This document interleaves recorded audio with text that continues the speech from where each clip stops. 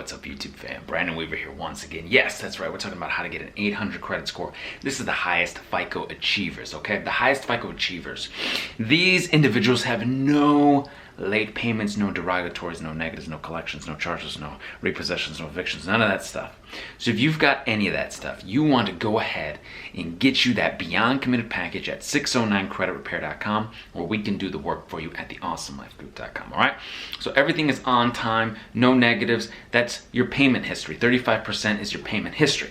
Now, once you got that all squared away, you can take a look at your credit utilization or the amount of debt. 30% of your score is made up of the amount of debt. So you've got 35% payment history, 30% amount of debt. Those are the big deals, the big chunks right there. So the highest FICO achievers use less than 7% of the utilization.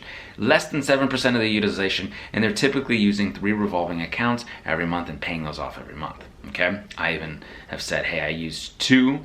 I had 3 and then I started using 2 and then I paid off the 2 and I just was doing that. My credit score came down, I went back to using 3, paid off 3 every month, and score went right back up, much better, okay? So keep the utilization under 7% is the highest FICO achiever. So you're saying, okay, under 30%, then under 10%, then under 7%, okay? The length of credit history. Now, of course, I'm trying to get mine even better, you know, over the years, but that's 15% is length of credit history, okay? So that's your next big chunk.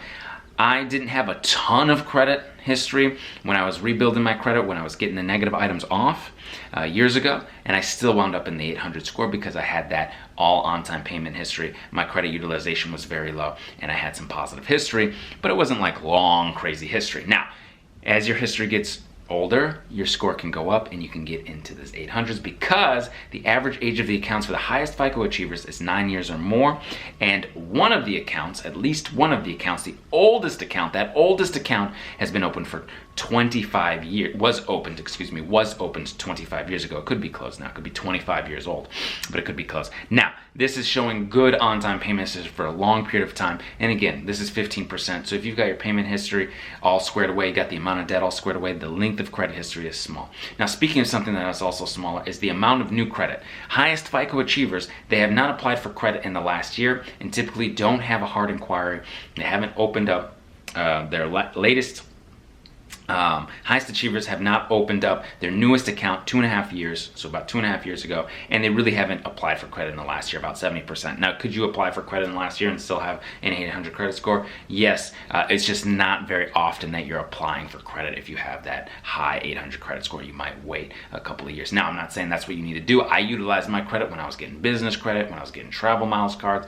My credit score came down into the 700s, but then went back up in the 800s once I started to look at this stuff again. Okay, 10% is your credit mix. So your credit mix is important. You don't want to just have all credit cards, right? You're going to want some loans, some installment loans. And installment loans, look, the highest FICO achievers have had or have 5 installment loans. So they could have paid off cards, closed cars, student like loans, paid off cars, mortgage, you know, you could have a self.inc, right, a secured loan that was paid off. So there's 4 or 5 right there. Now, revolving accounts, okay, revolving accounts. Highest FICO achievers have 12 revolving accounts, basically 12 credit cards. I'm not saying go out and get them all at once, and they do not have to be store cards. Store cards you do not have to have, but if you have store cards, you can only have about 5 of them.